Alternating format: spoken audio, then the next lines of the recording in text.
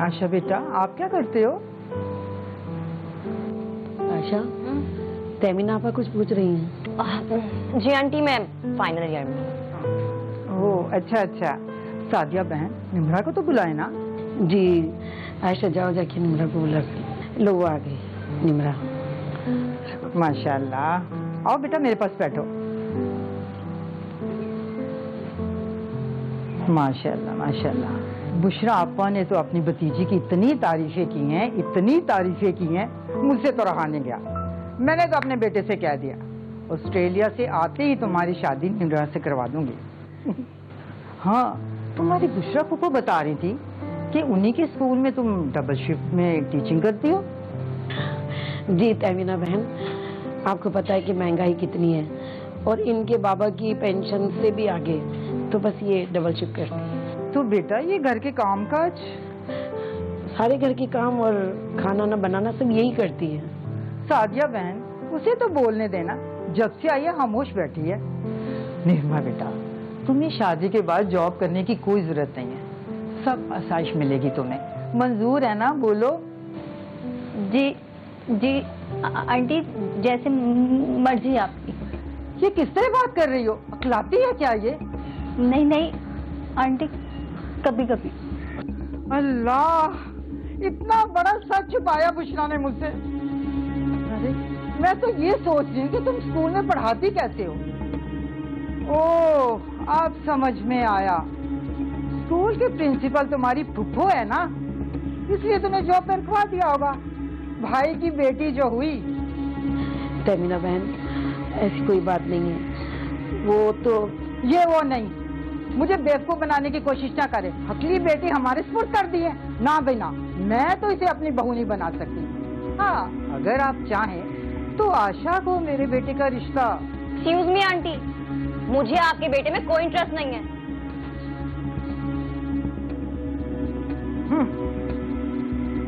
एक बहन के मुंह से तो लफ्ज ही निकलते और दूसरी की जुबान कैंची की तरह चलती है। ना बाबा ना, मुझे तो इस घर में रिश्ता नहीं करना, मैं तो चली। तैमीना बहन, तैमीना बहन, हकलाने की मुख्तलिफ रीजंस होती हैं। स्टैमरिंग समटाइम्स बायोलॉजिकल रीजंस की वजह से होती है, यानी बाय बर्थ होती है। समटाइम्स कुछ कॉन्फिडेंस के ऐसे इश्यूज डेवलप हो जाते हैं कि जिसकी वजह से वो कुछ सर्टन वर्ड्स में, सेंटेंसेस में वो हकलाना शुरू कर देते हैं। यानी एक वो पॉज आता है बेसिकली, और वो पॉज बढ़ता रहता है और बिला यानी एक अनकॉन्शियस लेवल पे वो इतना ज़्यादा बढ़ जाता है कि फिर वो हकलाहट में शुमार होता है। अरे बाबा तुम परेशान मत, मैंने कहा ना कि मैं शादी सिर्फ तुमसे ही करूंगी। मैंने अम्मी से ये बात कर ली है और वो भी राजी है। बस ये निम्रा आपी की शादी हो जाए तो जान छूटे। मैं तुमसे बाद में बात करती हूँ। Okay bye. आप ही खुदा के लिए अब किस्तों में रोना धोना मत शुरू कर देना, मेरे सर में वैसे ही बहुत दर्द है। आशा, क्या जरूरत थी इतनी बदतमीजी से तैमीना आपा से बात करने की? तुम सोचती हो कि बाहर जाकर उन्होंने कैसी बातें बनाई होंगी? अम्मी आप तो इस तरह बिहेव कर रही हैं जैसे ये पहली बार हुआ है। हर बार यही होता है, ये हा पे जाके अटक जाती हैं। मुझे समझ में नहीं आता है कि ये बच्चों को कैसे पढ़ाती है। एक चैप्टर ना महीने में खत्म होता होगा। अच्छा, अपना मुंह बंद रखो। आप ये बात इनको क्यों नहीं कहती कि ये अपना मुंह बंद रखा करें? और तुमसे मैंने कहा था ना कि मुंह नहीं खोलना। अरे मैं बात कर रही थी ना। इससे मेरा कसूर क्या है? वो खुद ही पूछी जा रही थी। तुम्हारा कोई कसूर नहीं है, कसूर तो मेरा है कि बिन बाप की 2 बच्चियों को मैं इस उम्र में अपने कांधे पे बोझ ढो रही हूँ। अम्मी प्लीज मेरा नाम मत ले, मेरे लिए रिश्तों की लाइन लगी हुई है। इनके लिए जो भी रिश्ता आता है वो इनके अटकने की वजह से मुझ पे जाकर अटक जाता है। मैं आप एक काम क्यों नहीं करती? आप मेरी शादी कर दे फरहाद से, आपका एक बोझ तो कम होगा। मेरे खुदा, ये कौन सी सजा दे रहा है तू मुझे इन बेटियों की शक्ल के अंदर? या अल्लाह, या अल्लाह।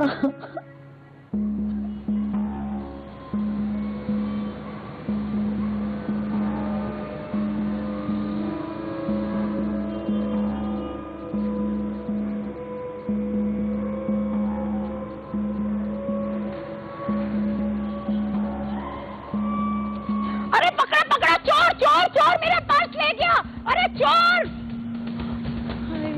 रुको, मैं तुम्हें बताती हूँ, रुको। शुक्र है बच गया। ये ले आंटी आपका बैग। बहुत बहुत शुक्रिया बेटा तुम्हारा। देखिए आंटी, सब कुछ है ना? हाँ, सब कुछ है। ये लो तुम्हारा इनाम। अरे नहीं आंटी, आप मुझे शर्मिंदा कर रही हैं। नहीं बेटा, ये तुम्हारा हक है, रख लो इसे। नहीं आंटी। अच्छा चलो आओ, मैं तुम्हें तुम्हारे घर तक ड्रॉप कर देती हूँ। नहीं आंटी, मैं चली जाऊंगी, मेरे घर पास ही है। कितनी ईमानदार बच्ची है ना। मेरे फुरकान बेटे के लिए इससे अच्छी और कोई लड़की हो ही नहीं सकती।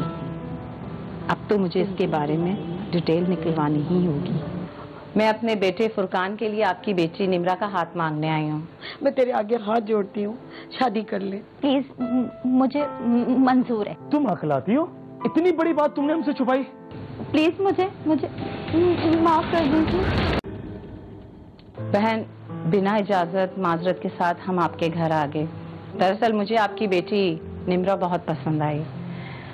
मैं अपने बेटे फुरकान के लिए आपकी बेटी निम्रा का हाथ मांगने आई हूँ। अगर आपको कोई एतराज ना हो तो। आपको बुशरा पप्पू ने भेजा है? एक्चुअली 2 दिन पहले मॉम शॉपिंग से घर आ रही थी। रास्ते में किसी ने उनका पर्स चोरी कर लिया था, जिसमें कंपनी के कुछ चेक थे और कैश भी था। तो इस बात से निम्रा का क्या ताल्लुक है? मैं दरअसल कुछ समझी नहीं।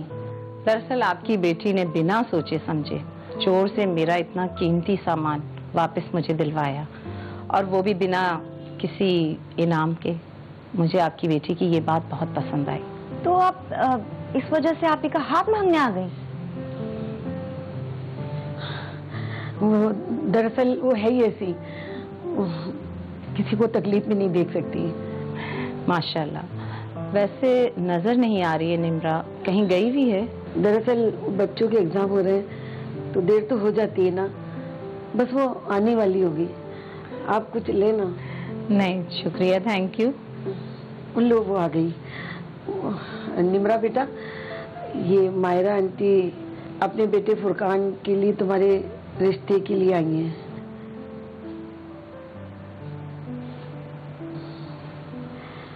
दरअसल अचानक उसको इत्तला मिली ना, तो कुछ बोल ही नहीं सकी। कोई बात नहीं, आप अच्छी तरह से सोच लें, फिर मुझे जवाब दीजिएगा, और जवाब हाँ में हो तो बहुत अच्छा होगा। क्यों फुरकान बेटा? जी मॉम। अब हमें इजाजत दीजिए, हम चलते हैं। बेहतर है, मुझे आपके फोन का इंतजार रहेगा। अच्छा जी, अल्लाह हाफिज। अल्लाह हाफिज बेटा। शुक्र है आज आप ही ने कुछ बोला नहीं। मुझे तो यकीन ही नहीं आ रहा, बैठे बिठाए इतना अच्छा रिश्ता, आप ही की तो लॉटरी निकल गई। शुक्र है। निम्रा बेटा, हमारा मजहब भी कहता है कि जब आप कोई लेन देन करें, तिजारत करें, रिश्ते करें, तो बिल्कुल ईमानदारी के साथ सारी चीज़ें वाज़ेह तौर पे डिफ़ाइन करने के बाद में करें, और स्पेशली अगर कोई नुक्स हो तो उसको बताना चाहिए। एक इंसान के अंदर एक अपीयरेंस को अगर हम हटा दें तो उसके बाद दूसरे नंबर पे जो चीज़ आती है वो कम्युनिकेशन के लिए हमारे वोकल्स यानी हमारी लैंग्वेज यूज़ होती है, हमारी बातचीत यूज़ होती है। तो अगर बातचीत करने में कोई शख्स को प्रॉब्लम है और स्पेशली हकलाने का मसला है, तो ये मामूली चीज़ नहीं है, ये बहुत बड़ी चीज़ है। इसको शादी से पहले बताना चाहिए। आखिर तुम चाहती क्या हो? इतनी मुश्किल से रिश्ता आया, क्या ये भी लौट जाए पिछले 8 रिश्तों की तरह? मैं तुम्हें पूरी जिंदगी बिठाल के नहीं खिला सकती निम्रा। नहीं, मैं डबल जॉब कर रही हूँ और घर चल सकता है। कोई एहसान नहीं करती। तुम्हारे बाप के पेंशन से मैं गुजारा कर लूंगी, और कल आयशा भी जॉब करने लगेगी। कल की कल देखी जाएगी, और शादी का खर्च वगैरह भी। उन्होंने कोई डिमांड नहीं की है, सिर्फ तुम्हारा हाथ मांगा है। देखो बहुत अच्छा रिश्ता है, हाँ कर लो बेटा। आपने उनको बताया मेरे अटक के बोलने का? आप यहाँ पागल हो गई हैं क्या? अगर आपकी हकीकत बता देते तो वो लोग भी ना उल्टे कदम भाग जाते यहाँ से। आपकी बहादुरी के गुण नहीं गा रहे होते। अम्मी, लेकिन ये तो धोखा हुआ ना उनके साथ। उनकी फिक्र है, माँ की नहीं है। अरे मैं कब तक जीऊंगी? देख बेटा, तुझे तेरे मरे हुए बाप का वास्ता, मैं तेरे आगे हाथ जोड़ती हूँ, शादी कर ले। मेरे मरने के बाद तेरी फिक्र कौन करेगा? अरे तेरी उम्र भी निकले जा रही है, अब मत सता मुझे। मैं तेरे पैर पड़ती हूँ बेटा, मैं तेरे पैर पड़ती हूँ। प्लीज, मुझे मंजूर है। जीती रहे बेटा, खुश रहे, जीती रहे।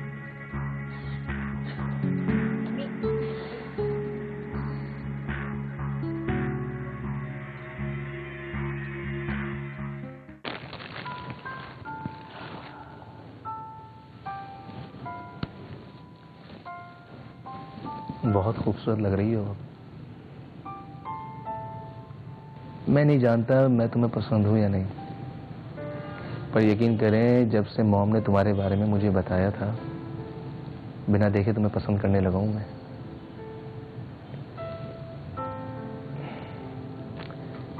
अच्छा, हमारी कोई इतनी ज्यादा बातें भी नहीं हुई हैं, पर यकीन करें तुम्हारी आवाज सुनने को बहुत दिल तरस रहा है मेरा।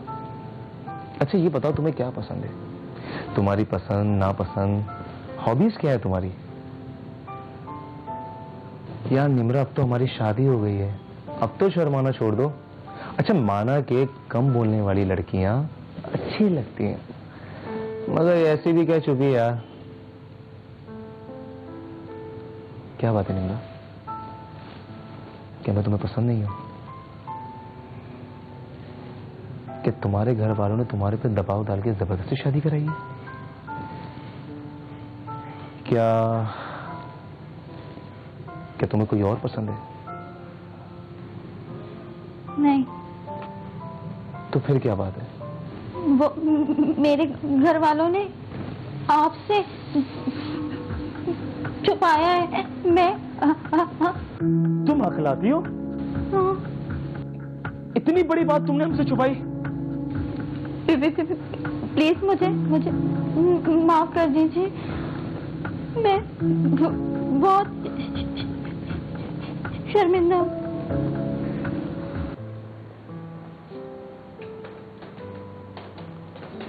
फुरकान बेटा, कहाँ जा रहे हो? आ जाओ नाश्ता करो। मॉम ऑफिस जा रहा हूँ। पागल हो गए हो? अभी तुम्हारी शादी को हुए कितने दिन है और तुम ऑफिस जा रहे हो? चलो आ जाओ नाश्ता करो। मॉम मुझे जरूरी काम था और एक दो मीटिंग्स हैं। फुरकान, तुम्हारी और निम्रा की शादी से कोई जरूरी काम और नहीं हो सकता, समझे मेरी बात? रहा काम का सवाल तो मैं खुद देख लूंगी। चलो आ जाओ। लेकिन मॉम आप समझें। वो देखो निम्रा भी आ गई। अब बेटा तुम खुद ही समझाओ इसे, ऑफिस जा रहा है, काम की हद तक तो ठीक है, लेकिन नई नवेली दुल्हन को छोड़कर और इस तरह इग्नोर करके जाना अच्छी बात नहीं है। चलो आ जाओ नाश्ता करो। आ जाओ आ जाओ। चलो बेटा। फुरकान बेटा, तुम्हें मालूम है कि रस्म के हिसाब से निम्रा को उसकी अम्मी के घर जाना होगा। निम्रा बेटा, तुम्हारी अम्मी या बहन आएंगी या फुरकान के साथ चली जाओगी? अम्मी मैं ऑफिस जाते हुए से ड्रॉप कर दूंगा। फिर ऑफिस? मैंने कहा ना कि ऑफिस तुम 1 महीने तक नहीं जाओगे, समझे मेरी बात? बोलो निम्रा बेटा, अम्मी आएंगी ना? अम्मी मैंने कहा ना, मैं इसे ड्रॉप कर दूंगा। क्या हो गया है फुरकान तुम्हें? मुझे तो निम्रा से बात करने दो। पहले उसकी अम्मी और बहन नहीं बोलने देती थी, अब तुम नहीं बोलने दे रहे हो। बोलो बेटा। जी वो मैं अम्मी से फोन करके पूछ लेती हूँ। क्या हो गया निम्रा, तुम इस तरह से क्यों बात कर रही हो? मॉम ये अटक अटक के बोलती है। क्या? देखिए ये बिल्कुल ऐसे ही है कि आप एक मोबाइल ख़रीदते हैं, आईफोन ऑर्डर करते हैं, इतना महंगा मोबाइल, और जब वो मोबाइल आपके पास आता है तो पता चलता है कि उसका तो माइक पीस जो है, माउथ पीस जो है वो काम ही नहीं करता, ना आपकी आवाज़ जाती है और ना स्पीकर के ज़रिए दूसरे शख्स की आवाज़ आती है। अब आप मुझे बताएं आपके ऊपर क्या गुजरेगी? तो ये तो चंद लाख के फ़ोन के ऊपर ऐसी बात है, लेकिन वहाँ तो ज़िंदगी भर का मसला है। तो जब झूठ बोला जाए और इस तरह की कोई सिचुएशन सामने आए तो ऑब्वियसली बहुत ही सख्त किस्म का रिटेलिएशन सामने आ सकता है, और उसके नतीजे में फिर ऑब्वियसली सेपरेशन तक भी बात जा सकती है। इतना बड़ा धोखा दिया उन्होंने, और न जाने क्या क्या छुपाया होगा। जिस तरह से उन्होंने हमारे साथ किया है ना, हमें भी वैसा ही करना होगा। जीते रहो बेटा। कैसे हो? आओ अंदर आओ। नहीं आंटी, मैं चलता हूँ, मुझे जरूरी काम है। अच्छा मैं शाम में आऊंगा, और अगर लेट हो गया तो फिर कल आऊंगा इंशाल्लाह, ठीक है? इतना बड़ा धोखा दिया उन्होंने, और न जाने क्या क्या छुपाया होगा। मॉम, इसमें गलती भी आप ही की थी। आप इम्प्रेस जो हो गई थी और फौरन पहुंच गई रिश्ता लेने। तो बेटा मैंने क्या बुराई की? ना जहेज लिया, ना शादी पर खर्चा होने दिया। इसके अलावा उनको चाहिए ही क्या था? लेकिन आप तो बस ऐसे पीछे लग गई थी जैसे निम्रा के अलावा इस दुनिया में और कोई लड़की ना हो। आई एम सॉरी बेटा, तुम्हें मेरी वजह से इतना सब कुछ सहना पड़ा। अच्छा मुझे एक बात बताएं, जब निम्रा से आपकी पहली मुलाकात हुई थी तो आपकी कोई बात नहीं हुई थी उससे? हुई थी, लेकिन वो चोर के पीछे इतना भागी कि वो हाँप रही थी और मैंने अंदाजा ही नहीं लगाया कि वो इतना अटक अटक कर बोल रही है। मैं समझ गई, जभी तो उसकी माँ और बहन हर सवाल का जवाब एक ही देती थी कि शर्माती बहुत है, बहुत कम बोलती है। सब्र करो, मैं उसकी माँ को अभी फोन करती हूँ कि लेकर जाए अपनी अटक अटक के बोलने वाली बेटी को। अरे मॉम, आप कॉल मत कीजिएगा, मोबाइल रख दें आप, रख दें। तुम ठीक कह रहे हो, मैं इस वक्त फोन नहीं करती। जिस तरह से उन्होंने हमारे साथ किया है ना, हमें भी वैसा ही करना होगा। क्या मतलब? मैं समझा नहीं। रस्म के हिसाब से तुम निम्रा को उसकी माँ के घर लेकर जाना और कोई भी बहाना करके वहां उसे छोड़ देना और कह देना कि मैं तुम्हें लेने आऊंगा। जब तक तुम नहीं जाओगे वो वहीं रहे और इस तरह से वो वहां सड़ती रहेगी और इस तरह से उसकी माँ को भी अंदाजा हो जाएगा हमें धोखा देने का अंजाम क्या होता है। आ रही हूँ, 1 मिनट।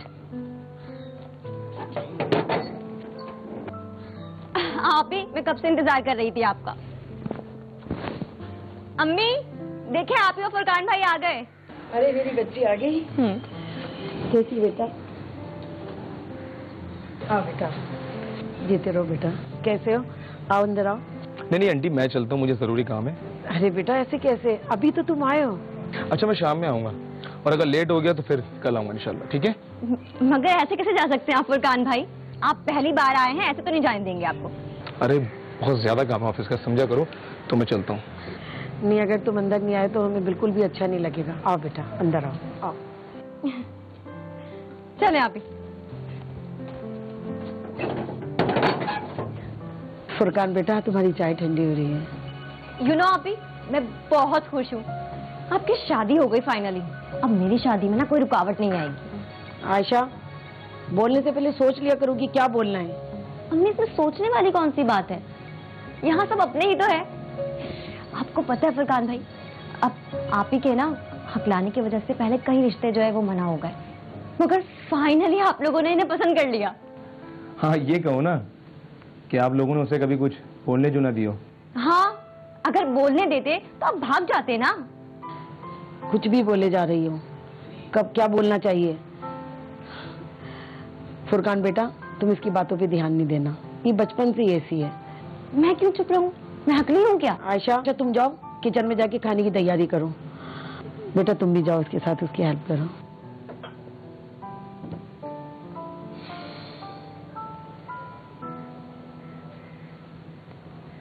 फुरकान बेटा, तुम्हारा और मायरा बहन का जितना एहसान मानूं कम है।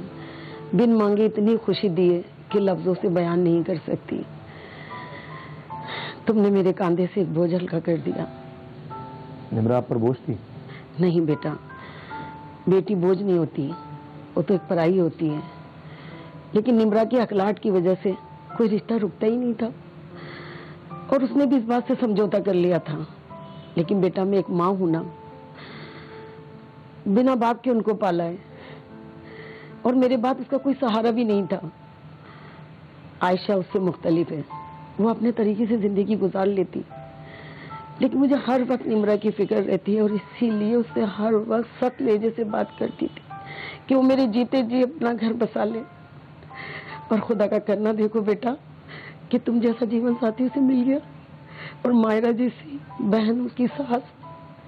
बड़ी किस्मत वाली है मेरी निम्रा, बहुत किस्मत वाली है।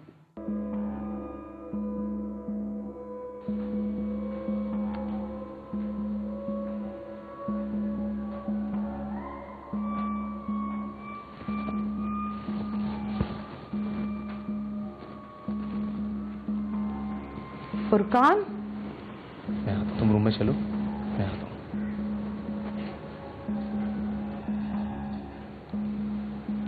फुरकान, तुम तो उसकी माँ के घर से छोड़ने गए थे, फिर साथ में क्यों ले आए? मॉम, मुझसे नहीं हो पाया ये। क्या मतलब नहीं हो पाया? मतलब ये कि निम्रा मेरी बीवी है। इस तरह से अटक अटक के बोलने वाली लड़की जो सुबह बोलती है और शाम हो जाती है, मैं इसे अपना नहीं सकती। पसंद भी वो आप ही की थी। मालूम है मुझसे गलती हो गई, लेकिन सारी उम्र के लिए मैं नहीं भुगत सकती इसे। तुम छोड़कर आओ, नहीं तो मैं छोड़कर आती हूँ इसे। आप ऐसा कुछ नहीं करेंगी। क्यों? सुबह तक तो तुम राजी थे उसकी माँ के घर छोड़ने के लिए, फिर ऐसा क्या हो गया जो अचानक से बदल गए? अच्छा, उसकी माँ बहन ने फिर कोई नई चाल चली होगी और तुम्हें फिर से बेवकूफ बना दिया। मॉम, निम्रा एक बहुत अच्छी लड़की है, मैं उसके साथ ऐसे नहीं कर सकता।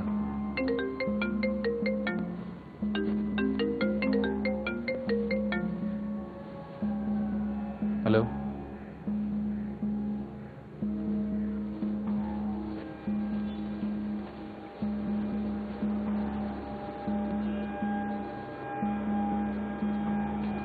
इस तरह से माफी मांगने से क्या ये सब किशोर कुछ के साथ? ठीक हो जाएगा? ये तो मॉम की आवाज है।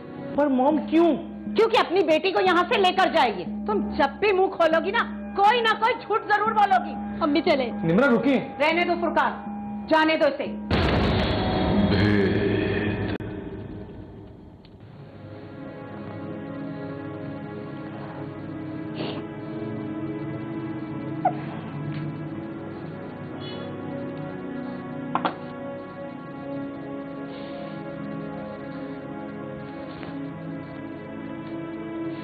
कुछ खा लो।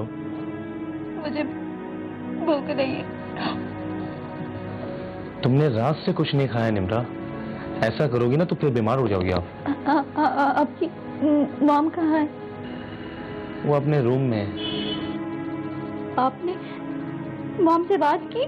वो अभी काफी गुस्से में है, मुझसे भी बात नहीं कर रही। ये सब मेरी वजह से हो रहा है। काश मैं हिम्मत करके अम्मी को मना कर देती शादी के लिए, ये सब ना होता। मॉम को इन सब से निकलने में थोड़ा टाइम लगेगा निम्रा, सब ठीक हो जाएगा, तुम फिक्र मत करो। एक बात कहूँ मैं, आप मानेंगे मेरी बात? हाँ कहो। आप मुझे मेरी अम्मी के घर छोड़ा है। ये तुम क्या कह रही हो? ठीक ही तो कह रही हूँ, ये सब कुछ मेरी वजह से हो रहा है। आप दोनों में नाराजगी सब मेरी वजह से, ना मैं होगी ना सब कुछ होगा। मैं ऐसा हरगिज नहीं कर सकता निम्रा, और तुम आज के बाद ऐसी कोई बात नहीं कहोगी। इस तरह से माफी मांगने से क्या ये सब कुछ ठीक हो जाएगा? मॉम, ये तो मॉम की आवाज है। मॉम। लड़के वालों पे बाद में आया होता है कि लड़की के साथ ये प्रॉब्लम है, तो उनका जो रिएक्शन है वो नेचुरल है, किसी भी शख्स का ऐसा ही रिएक्शन होगा। और उस सूरत में फिर मुख्तलिफ ऑप्शंस होते हैं इंसान के पास कि या तो वो सेपरेशन की तरफ चले जाएं, या फिर घर में लड़ाई झगड़े चलते रहें और उस तरह से ज़िंदगी गुजरे, या फिर कंप्रोमाइज़ किया जाए। लेकिन जैसा कि हम इसमें देखते हैं कि बहुत हार्श रिएक्शन सामने आता है लड़के की माँ की तरफ से, which is very much natural and obvious. तो उस सूरत में क्योंकि ज़ाहिर है उस लड़के की माँ ने एक पेन बर्दाश्त किया, पेन लिया है ना, उसको हर्ट हुई है वो, तो ऑब्वियसली वो अपना जो पेन है वो कहीं ना कहीं तो निकालेगी। अब इस सूरत हाल में अगर लड़की वाले बहुत बुर्दबारी का मुजाहरा करें और ख़ामोश रहें, थोड़ा सा मामले को सही तरीके से निपटाने की कोशिश करें, तो फिर तो बात बन सकती है। अदरवाइज़ अगर दोनों जानिब से गुस्सा किया जाए तो फिर वो मजीद प्रॉब्लम हो सकती है और रिश्ता ख़राब हो सकता है। तुम लोगों ने जो कुछ किया ना उसकी कोई माफी नहीं है। सादिया आंटी, आप यहाँ? खैरियत तो है? हाँ, मैंने बुलवाया इसे। पर मॉम क्यों? क्योंकि अपनी बेटी को यहाँ से लेकर जाएगी। मॉम, हम इस पे आराम से बात कर लेंगे। अब कोई बात नहीं होगी आराम से। मैं इन झूठे और मक्कार लोगों के साथ कोई रिश्ता रखना नहीं चाहती और ना तुम्हें रखने दूंगी। मायरा बहन, एक मर्तबा मेरी बात तो सुन ले। चुप हो जाओ तुम, एक अल्फाज भी मत बोलना। तुम जब भी मुंह खोलोगी ना कोई झूठ जरूर बोलोगी। तुम्हारे साथ मैंने क्या भलाई नहीं की, अमीरी गरीबी का मैंने कोई फर्क नहीं रखा, और तुम लोगों ने हमें अपने जाल में फंसा लिया। इसी वक्त मेरे घर से बाहर निकल जाओ, वरना तो धक्के देके निकालूंगी। अम्मी चले, बस कीजिए, आप बहुत कह चुकी है आप, और हम बहुत सुन चुके। अम्मी आपको कहा भी था ना, सच बता दे। मैं कब तक चुप रहती, बोलना तो था ना, पता तो चलता ना इनको। अम्मी चले। निम्रा रुकिए। रहने दो फुरकान, जाने दो इसे।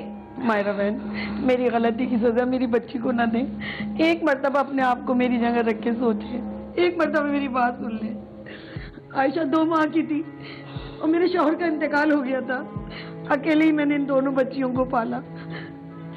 मेरी ज्यादा तवज्जो आयशा में रहती थी और निम्रा बिल्कुल अकेली थी। इसको मैं किसी से मिलने जुलने नहीं देती थी और इसी वजह से इसका सेल्फ कॉन्फिडेंस जाता रहा। आयशा थोड़ी मुख्तलिफ थी, वक्त के साथ साथ उसने अपने दोस्तों से मिलना जुलना और ये सहमी सी और डरी सी रहती थी, इसलिए इसने अकलाना शुरू कर दिया। इसका कोई इलाज नहीं है और ये अछूत बीमारी भी नहीं है। इसने तो मुझसे कहा था कि आप आंटी को सब कुछ बता दें, लेकिन मैं इसकी शादी की लालच में आके आपसे छुपा बैठी।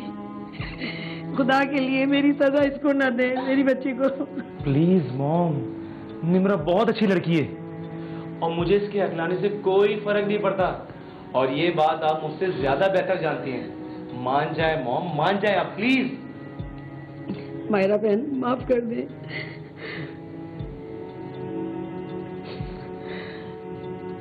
निम्रा बेटा, मुझे माफ कर दो। मैंने तुम्हारी एक खामी की वजह से तुम्हारी 10 खूबियों को नजरअंदाज कर दिया। अब तुम्हें डर के और सहम के रहने की कोई जरूरत नहीं है। ये तुम्हारा अपना ही घर है, ठीक है ना? Thank you mom. अब तो खुश है ना फुरकान? अमूमी तौर पे होता ये है कि हम लड़की को देख के या उसकी खूबसूरती को देख के अपने बेटे के लिए पसंद करते हैं, और फिर उस वक्त तो फैमिलीज़ का ख्याल नहीं रखते कि उनका जो फाइनेंशियल स्टेटस है वो क्या है, क्योंकि उस वक्त तो लड़की नज़र आ रही होती है। लेकिन बाद में फिर फाइनेंशियल स्टेटस को भी, डिफरेंसेस को भी जहन में रखते हैं, और उसके बाद में उनका जो ट्रीटमेंट होता है लोगों का वो उसी तरह से होता है कि अगर ये हमारे लेवल के नहीं है तो बुरी तरह से ट्रीटमेंट करते हैं। और जैसे इस स्टोरी में हम देखते हैं कि लड़के की माँ लड़की की माँ को बहुत बुरी तरह से बेइज्जत करती है, विच इज़ टोटली रॉन्ग। कोई भी बुरा वक्त किसी के साथ भी आ सकता है। अल्लाह ताला ने किसी इंसान को ये हक नहीं दिया कि वो किसी को बेइज्जत करे, किसी को बुरी तरह से ह्यूमिलिएट करे। हमें इन चीज़ों को अपने जहन में रखना चाहिए कि वो भी इंसान है और ना जाने उसके अल्लाह ताला के साथ क्या मामलात हों। तो अल्लाह से हमेशा डरना चाहिए और उसी के मुताबिक फिर ज़िंदगी आगे बसर करना चाहिए।